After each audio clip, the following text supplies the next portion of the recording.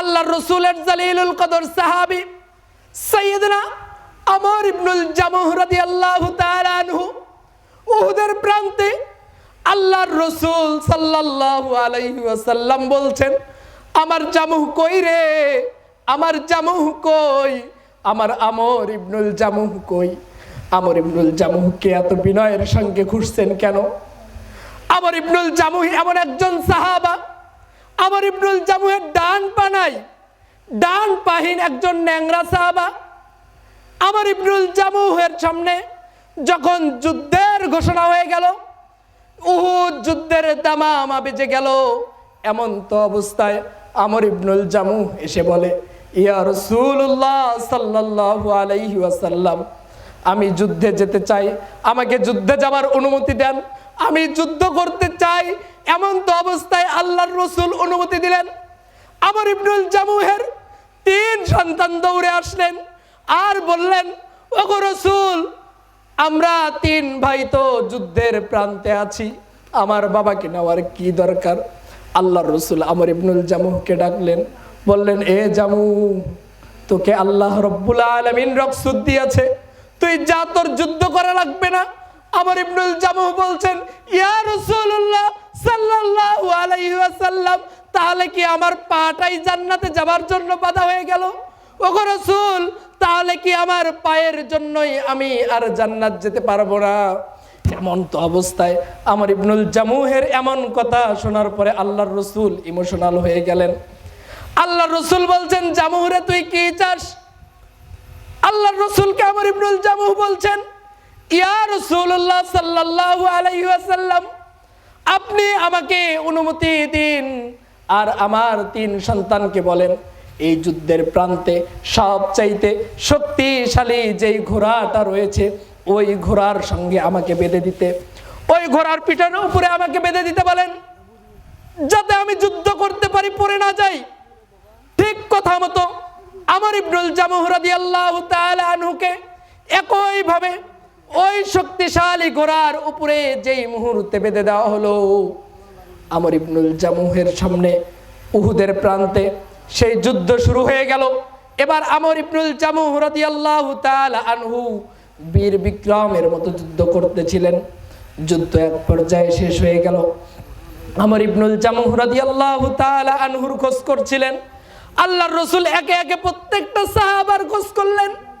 সর্বশেষ যখন দেখলেন আমর ইবনুল জামুহ নাই, আল্লাহর রাসূল এবার বললেন, আমর ইবনুল জামুহ কই, আমর ইবনুল জামুহ কই, আমর ইবনুল জামুহকে আমি কেন দেখতে পাচ্ছি না?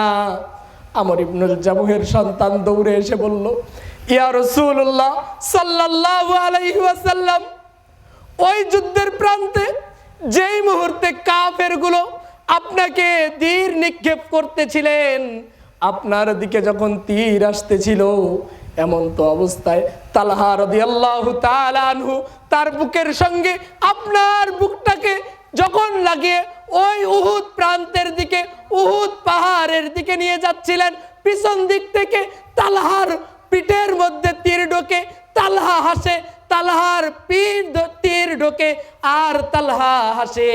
কেন হাসে? তালহা রাদিয়াল্লাহু তাআলা আনহু চিন্তা করলেন, আমি যদি এই মুহূর্তে একটু কান্না করি, আমি যদি এই মুহূর্তে একটু কষ্ট পাই, আমার রাসূল দেখবে আমার পিঠে তীর ঢুকছে, আমি কষ্ট পাচ্ছি, আর তালহা এই কষ্টটা আল্লাহর রাসূলকে দিতে চান না। সেই কারণে তালহা যতই তীর ঢুকুক না কেন মুখ ফিরিয়ে শুধু হাসেন।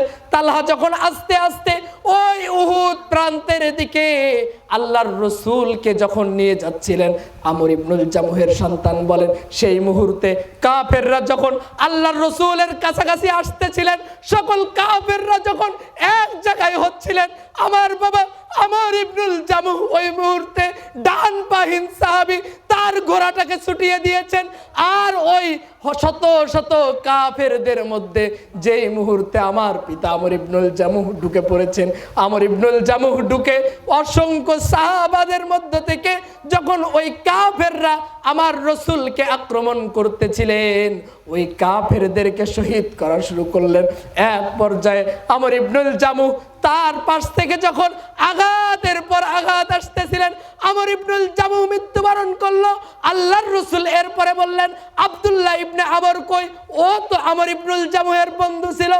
এরপরে অন্য একজন সাহাবা এসে বললেন, ওগো রাসূল, ওই মুহূর্তে আমর ইবনুল জামু যখন যুদ্ধ করতেছিলেন, আর ওই যুদ্ধের প্রান্তে আমর ইবনুল জামু যখন ওই প্রান্তের মধ্যে ঢুকে পড়েছেন, তার বন্ধু চিন্তা করলো, আমার বন্ধু তো ডান পাহীন সাহাবী, আমার বন্ধুর ডান দিক থেকে যদি আঘাত করে, আমার বন্ধু তো ওই দিক থেকে প্রতিহত করতে পারবে না।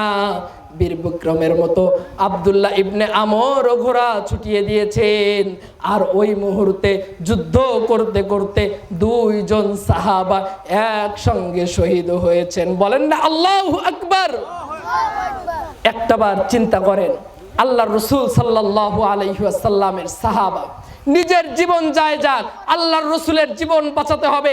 ঠিক মুসলমান, আজকেও এমন একটা পর্যায়ে আসতে হবে, মুসলমানদের নিয়ত থাকতে হবে, এই দেহে যতক্ষণ প্রাণ থাকবে ততক্ষণ আল্লাহর এই জমিনে আল্লাহর রব্বুল আলামিনের দেওয়া দ্বীনের বাইরে কোন নাস্তিকবাদীরা যদি কথা বলে, আল্লাহর রাসূলের উপর কোন অপমান করে, তার কুরআনের বিরুদ্ধে কোন কথা বলার চেষ্টা করে, মুসলমানরা তা বরদাস্ত করতে পারে না, পারে না, পারে না। বলেন ঠিক কিনা?